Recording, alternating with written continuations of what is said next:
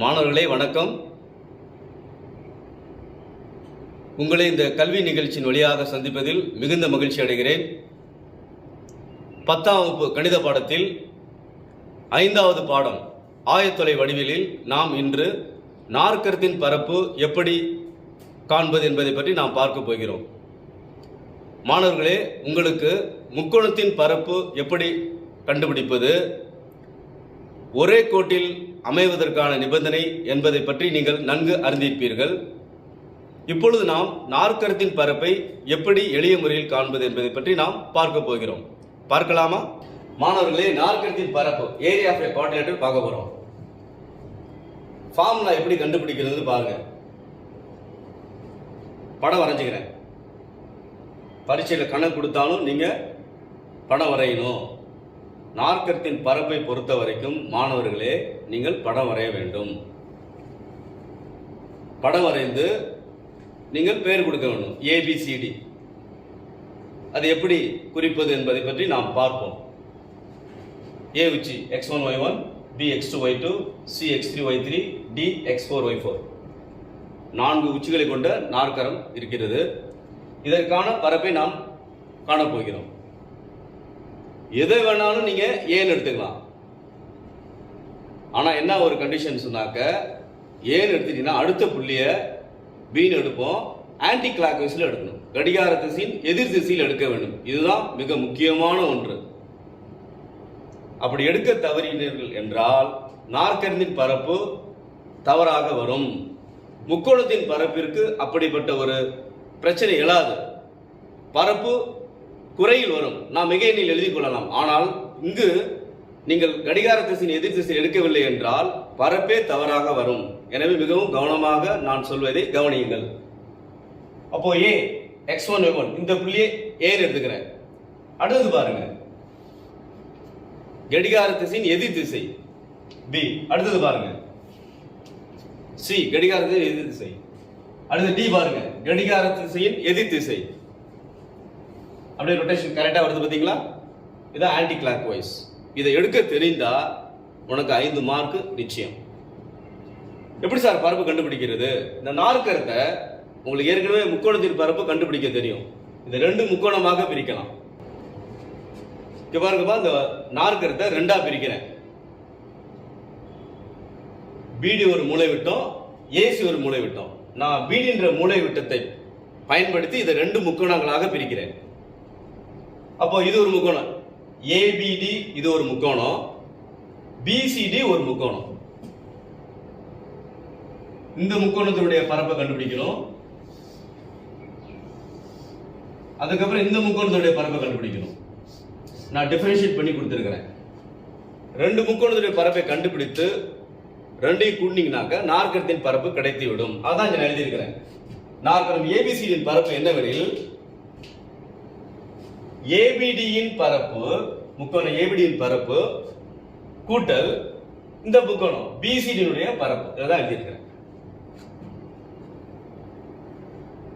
அதை எப்படி கண்டறிவது அப்படின்னு சொன்னா எளிமையா, நான் முக்கோணத்தின் பரப்பு ஃபார்முலாவை பயன்படுத்துறேன். நான் எப்படி எழுதியிருக்கேன்னு பாரு. முக்கோணத்துக்கு ஆஃப் இன்ட்டு தான் ஆரம்பிக்கும், அரை இன்ட்டு. இங்கே அதே அரை இன்ட்டு. முதல் விஷயம்னா x1 y1, அதான் ஏ தான் முதல்ல எழுதணும். பி என்னன்னு பாரு, x2 y2, சி என்ன x3 y3, டி என்ன x4 y4. Again x1 y1 எழுதணும். ஏன்னா நாற்கரம் 4 உச்சி. நீ இது எதை எழுத தவறி விட்டுறா 3 உச்சியை வச்சு தான் எழுதுற மாதிரி வரும். ரொம்ப கேர்ஃபுல்லா இருங்க. இதை கணக்கு செய்யும் போது நீங்க நன்கு புரிந்து கொள்ளலாம். இப்போதைக்கு ஃபார்முலா மட்டும் கவனிங்க. இந்த ஃபார்முலா எழுத தெரியும் பரீட்சையில. இதுக்கு 1 மார்க் உண்டு. அதற்காக நான் சொல்லுகிறேன். ஆஃப் இன்ட்டு பெரிய பாக்ஸ் ப்ராடக்ட் போட்டுக்கோ. அதுக்குள்ள 2 ஓபன் பிராக்கெட். இங்க பாரு, ஃபர்ஸ்ட் கீழ் நோக்கி ஆரோ மார்க் கீழ் நோக்கி போடு. x1 into y2 கூட்டல் x2 into y3 கூட்டல் x3 into y4 கூட்டல் x4 into y1 எழுதியாச்சு. மைனஸ் கீழிருந்து மேல் நோக்கி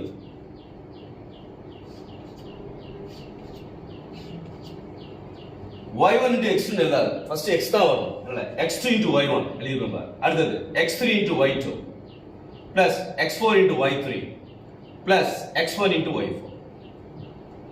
இதான்ப்பா ஃபார்முலா. நாற்கரத்தின் பரப்பு கணக்கு கேட்டாக 5 mark question, very very important question. எல்லோரும் எதிர்பார்க்கக்கூடியது.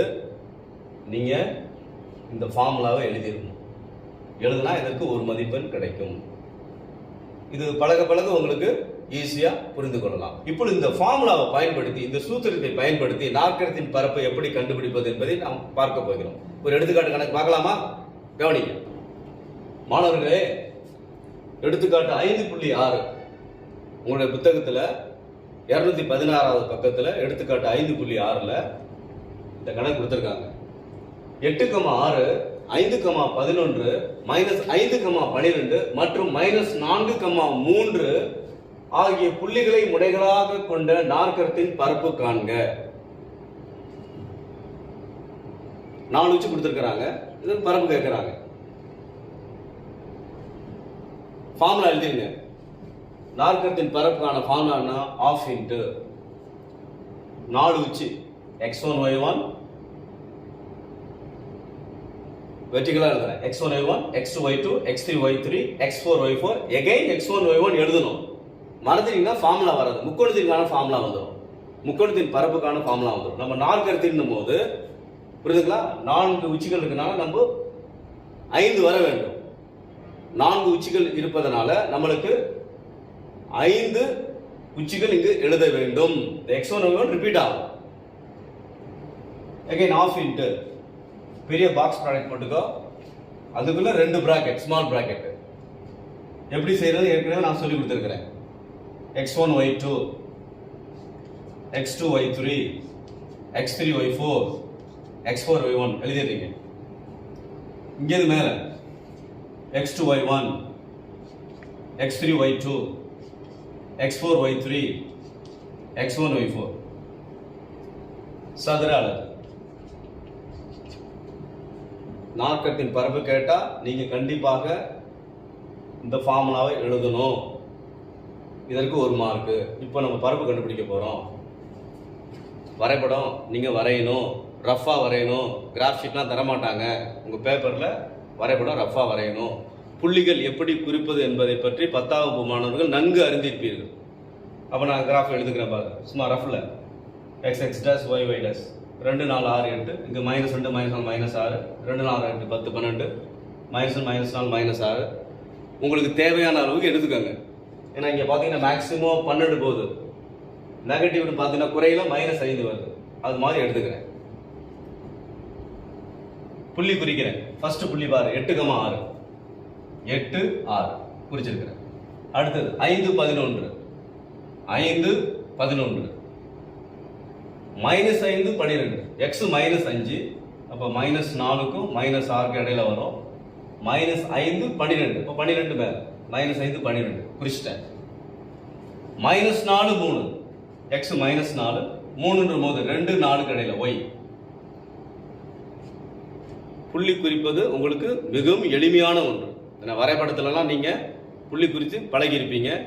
9th பழகியாச்சு. ஏன் 7ஆம் வகுப்புல இருந்தே வரைபடம் வரையுங்க. புள்ளி குறிப்பதில் உங்களுக்கு எந்த விதமான சிரமம் இருக்காது. புள்ளி குறிச்சாச்சு. இப்போ நம்ம நாற்கரம் வரையணும். என்னங்க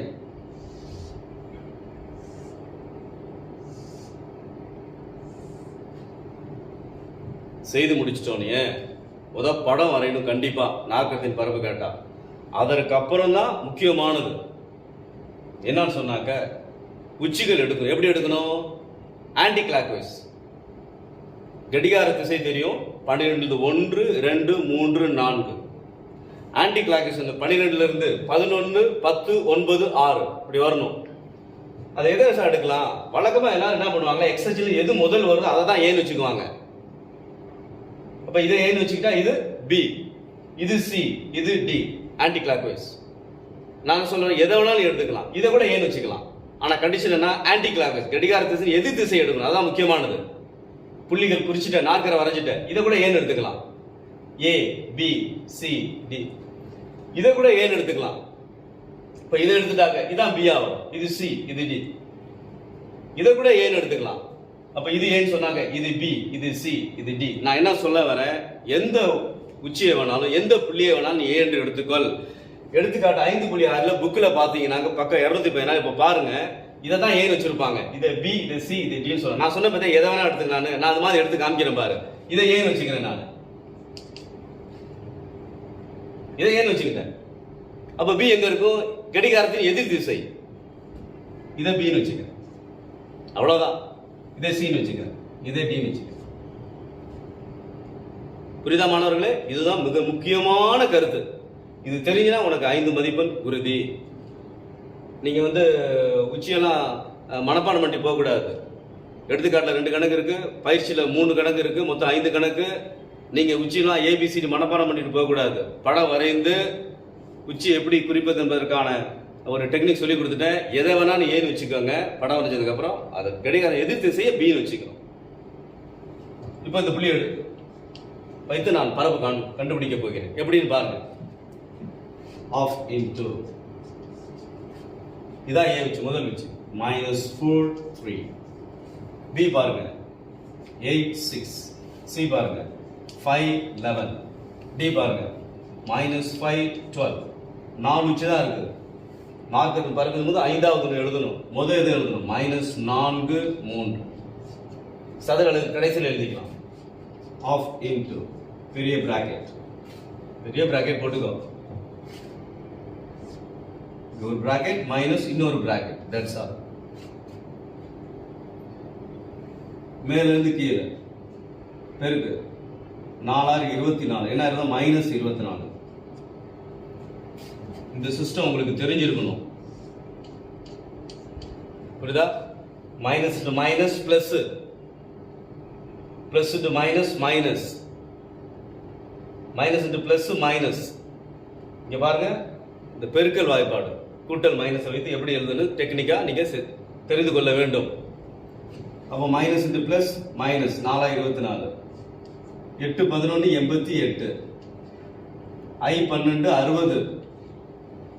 I 3 15. என்ன 15? மைனஸ் 15. இந்த மைனஸ் இன்டு பிளஸ் வெளியாச்சு. அடுத்து வாங்க, கீழே இருந்து மேல மைனஸ் போட்டுட்டோம். 3 8 24. 8 3 24 தான். 3 8 எல்லாம் ஒன்று தான். 3 8 பெருக்கலாம், 8 3 பெருக்கலாம், 24 தான் வரும். அடுத்தது பாரு 6 5 30. 11 5 55. என்ன 55? மைனஸ் என்ன? Plus into minus minus 55. 12 48. என்ன 48? மைனஸ் 48. ரொம்ப கேர்ஃபுல்லா செய்யணும் மாணவர்கள். இதுல பிளஸ் மைனஸ்ல மிஸ்டேக் விடுவீங்க. பிளஸ் மைனஸ்ல மிஸ்டேக் வரக்கூடாது. வர 3 8 24. 6 5 30. 11 5 55. என்ன 55? Plus into minus minus. 12 12 4 48. என்ன 48? Minus plus into minus minus 48. அடுத்து ஆஃப் இன்டு. இது ரெண்டும் பிளஸ்ஸா இருக்கு. கூட்டிக்கோ. கூட்டினா என்ன வரும்? 88 60 கூட்டினா என்ன வருதுன்னு பாரு. 8 8 148. இது ரெண்டும் மைனஸ். அரேஞ்ச் பண்ண தெரிஞ்சிருக்கணும். 2 பிளஸ்ஸா இருக்கு, 2ஐயும் கூட்டிக்கிறேன். அடுத்து 2 மைனஸா இருக்கு, கூட்டுறேன். அப்போ மைனஸ் தான். Minus minus 15. கூட்டினா என்ன வரும் பாரு. 39. 20 10 39. மைனஸ் 30. கூட்டியாச்சு. இங்க பாத்தீங்கன்னா இது 2 பிளஸ்ஸா இருக்கு, இது 2 மைனஸா இருக்கு. இது 2 கூட்டு 24 30 54. இது 2 மைனஸ். ஒரே குறி, அந்த குறியை போட்டு 2ஐயும் கூட்டணும். 8 5 13. மிச்சம் 1. 5 5 10 103. பெருக்கலுக்கு தான் இந்த டெக்னிக். கூட்டலுக்கு என்ன விதினா உங்களுக்கு தெரியும். ஒரே குறியா இருந்தா அந்த குறியை போட்டு கூட்டணும். வெவ்வேறு குறினா பெரிய நம்பருடைய குறி என்னவோ அதை போட்டு கழிக்கணும். இதான் செஞ்சிருக்கேன். ஆஃப் இன்டு 148 39 கழிக்கணும். 18ல 9 போனா 9. இங்க 3 13ல 3 போச்சுனாக்க 10. 109. திரும்பி பார்த்துக்கோ. 8ல 9 கழிக்க முடியாது. 18ல 9 போனா 9. இங்க 3 தான் இருக்கு. 3ல 3 போனா 0. இந்த 1 போட்டுக்கலாம். மைனஸ். இங்க பாருங்க, இது 54 மைனஸ் 103. எது அதிகமா இருக்கு? மைனஸ் தான் அதிகம். மைனஸ் தான் ஆன்சர் வரும். அப்போ 103ல இருந்து 54 கழிக்கணும். மாணவர் நல்லா கவனிங்க. இங்க சார் 54 எப்படி சார் 103 கழிக்க முடியும்? கழிக்கலாம். இதுல இருந்தா கழிக்கணும். நீங்க தனியா எடுத்து போய் கூட கழிக்கலாம். நான் அப்படியே டைரக்டா கழிக்கிறேன். அப்போ 13ல 4 போச்சுன்னா 9. இங்க எவ்வளவு இருக்குது? 9 தான் இருக்கு. 9ல 5 போச்சுன்னா 4. தனியா எடுத்து எழுதி கழித்தாலும் உங்களுக்கு இந்த ஆன்சர் தான் இருக்கும். மாணவர்களே, ஆஃப் இன்ட்டு 109 மைனஸ் பிராக்கெட்டுக்குள்ள மைனஸ் 49 வருது. அது எப்படி எழுதலாம்? ஆஃப் இன்ட்டு 109 எழுதிக்கோங்க. மைனஸ் ஆஃப் மைனஸ் பெருக்கல், பிராக்கெட் வந்தாவே பெருக்கணும். Minus of minus plus 49. 2 கூட்டா என்ன வரும் பாரு? 9 18 மிச்சம் 1 5 150. 1 2 7 2 14 9 79 சதுர அலகுகள். மாணவர்களே, கொடுக்கப்பட்ட இந்த நாற்கரத்தினுடைய பரப்பு என்னன்னு சொன்னாக்க 79 சதுர அலகுகள். இதுல கவனிக்க வேண்டியது 2 பாயிண்ட். நாற்கரத்து உச்சிகள் கொடுத்து பரப்பு கேட்டாங்கனாக்க முதல் நீ வரைபடம் வரையணும், ரஃப்ல வரையணும்.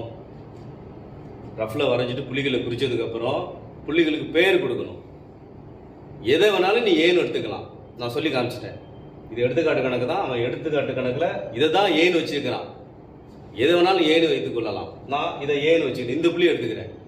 அதுக்கப்புறம் ஆன்டி கிளாக்வைஸ் பார்த்து சொன்னாக்க இதுதான் பியாவர். அப்போ கடிகாரத்தின் எதிர் திசையில் நீ புள்ளிகள் எடுத்துக்கொண்டு கண்டறிந்தீர்கள் என்றால் உங்களுக்கு பரப்பு மிகையினில் சரியாக வரும். மாணவர்களே, எக்ஸசைஸ் 5.1ல 6 சம் -4, -2, -3, k, 3, -2 மற்றும் 2, 3 ஆகிய புள்ளிகளை முனைகளாக கொண்ட நாற்கரத்தின் பரப்பு 28 சதுர அலகுகள் எனில் k இன் மதிப்பை காண்க. போன கணக்குக்கு இந்த கணக்கு என்ன வித்தியாசம் சொன்னாக்க, போன கணக்கு 4 உச்சிகள் கொடுத்து நாற்கரத்தின் பரப்பு கேட்டாங்க. இங்க நாற்கரத்தின் பரப்பு கொடுத்துட்டாங்க. அப்போ ஒரு உச்சியில பார்த்து சொன்னாக்க ஒரு பாயிண்ட் கொடுக்கவே இல்லை, ஒய் பாயிண்ட் கொடுக்கல. நீங்க அதை கண்டுபிடிக்க k இன் மதிப்பு காண்க, கண்டுபிடிக்கணும். இதுல பாத்தீங்கன்னா k இன் மதிப்பு நம்மளுக்கு தெரியாது. k இன் மதிப்பு நம்மளுக்கு தெரியாது, அது மிகையா குறையான்னு தெரியாது. ஆனா இதை எப்படி எடுத்துக்கலாம்? அப்படியே ஆர்டர் பிரகாரம் எடுத்துக்கலாம். கொடுத்துருக்க மாதிரி எடுத்துக்குவோம். எடுத்துட்டு பாரு, கண்டுபிடிக்கிறோம் பாரு. ஆஃப் எழுதிக்கங்க. ஃபார்முலா உள்ளது. ஃபர்ஸ்ட் பாயிண்ட் -4 -2, ரெண்டாவது பாயிண்ட் -3k, மூன்றாவது 3, -2 2, 3. எகைன் ஒரு பாயிண்ட் எழுதணும். இதான் பசங்க மிஸ்டேக் பண்ணிடுவீங்க. திரும்பி இந்த முதல் பாயிண்ட் எழுதணும். -4 -2 எழுதணும். எழுதிட்டேன். பரப்பு அவன் கொடுத்துருக்கான் எவ்வளோ? 28 சதுர அலகுகள். இங்கே ஈக்குவல் டு இங்கே இருக்கு, 2 ஈக்குவல் டு வச்சுக்க கூடாது. ஒரு ஈக்குவல் டு அழைச்சுங்க, தேவையில்லை. மாணவர் அப்படி எழுதுவீங்க, எழுத தேவையில்லை. ஆஃப் இன்டு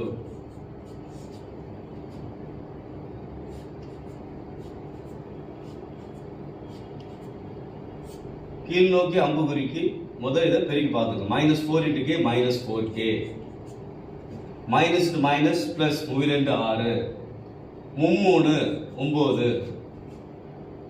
2 4, என்ன 4? -4. ஏற்கனவே நான் எடுத்துக்காட்டு கணக்கில் சொல்லிட்டேன். பிளஸ் இன்டு மைனஸ் பெருக்கல் வாய்ப்பாடு எப்படின்னு சொல்லிட்டேன். அதை பயன்படுத்தி செஞ்சுக்கோங்க. மிஸ்டேக் இதில் வரக்கூடாது. அடுத்து மைனஸ், கீழேருந்து மேல் நோக்கியா. இப்போ பெருக்குங்க. 3 6, மைனஸ் மைனஸ் பிளஸ் k × 3 இல்லை 3 × k, 3k, k × 3, k3 எழுதக்கூடாது. 3k இருந்தால் ஃபர்ஸ்ட் நம்பர் ஒன்று, அதுக்கப்புறம் தான் நமக்கு லெட்டர் வரணும். 3k minus plus minus 2 4, plus minus minus 3 4 12. மாணவன் இந்த பெருக்கல் விதி தெரியலனாக்க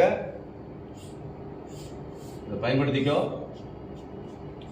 minus minus plus, plus into minus minus, இது பார்த்துக்கோங்க. It's very very important. Is equal to 28 கொடுத்துருக்காங்க. ஆஃப் இன்டு -4k ஒன்றும் பண்ண அப்படியே வச்சுக்கணும். -4k இதை இதோட கூட்ட முடியாது. 9 6 கூட்டினா 15, -4, 3k முதல் எழுதிக்கங்க. அதை ஒன்றும் செய்ய முடியாது, அப்படியே வச்சுக்கணும். பிளஸ் 6, -4 மைனஸ் பண்ணிவிட்டா -16, is equal to 28. Half into minus 4k. 15 4 போச்சுன்னு சொன்னாக்க 11, 3k அப்படி வச்சுக்கோ. Plus 6 minus 16 minus 10 is equal to 28. 16 6 போச்சுனாக்க 10, என்ன 10 மைனஸ் 10. ஓகே, கூட்டல் விதி உங்களுக்கு நன்றாக தெரியும். இந்த 1/2 அங்கிட்டு போனா இன்டு 2/1 வரும். அப்ப 28 56. அதை எப்படி எழுதுற? அடுத்த எப்படி எழுதுறதுன்னு பாரு. minus 4k plus 11 minus 3k minus 10 is equal to 28 56. இப்போ இந்த பிராக்கெட்லாம் எடுத்துடலாம். minus 4k plus 11 minus 3k minus to minus plus 10 is equal to 56. minus 4k minus 3k கூட்டி சொன்னாக்க minus 7k. இப்பதான் கூட்ட முடியும். என்ன k இருக்கு, இங்கே k இருக்கு. minus 4k minus 3k minus 7k plus 11 plus 10 plus 21 is equal to 56. minus 7k k தான் வேணும். அப்ப நம்பர் அங்கிட்டு கொண்டு போய்க்கோ. 56 22 minus 21, 6ல 1 போனா 5, 5ல 2 போனா 3. minus 7k is equal to 35. அப்ப k is equal to 35 by minus 7. அடிச்சா என்ன வரும்னு பார்த்துக்கோங்க. 5 என்ன 5 மைனஸ் 5, ஏன்னா கீழே மைனஸ் இருக்கிறது. So k is equal to minus 5. therefore k is equal to minus 5. மாணவர்களே, இதுவரைக்கும் நாற்கரத்தின் பரப்பு எப்படி கண்டுபிடிப்பது என்பதை பற்றி நாம் பார்த்தோம். நன்கு கவனியுங்கள். முதலில் நீங்கள் வரைபடம் வரைய வேண்டும், புள்ளிகளை குறிக்க வேண்டும். எந்த புள்ளியை வேணாலும் நீங்கள் A என்று எடுத்துக்கொண்டு கடிகாரத்தின் எதிர் திசையில் BCD குறிக்க வேண்டும். அப்படி குறித்து நீங்கள் கண்டறிந்தால் நாற்கரத்தின் பரப்பு உங்களுக்கு மிக எளிதில் சரியாக வரும். கடிகார திசை எதிர் திசை நீங்கள் குறிக்கவில்லை என்றால் பரப்பே தவறாக வரும்.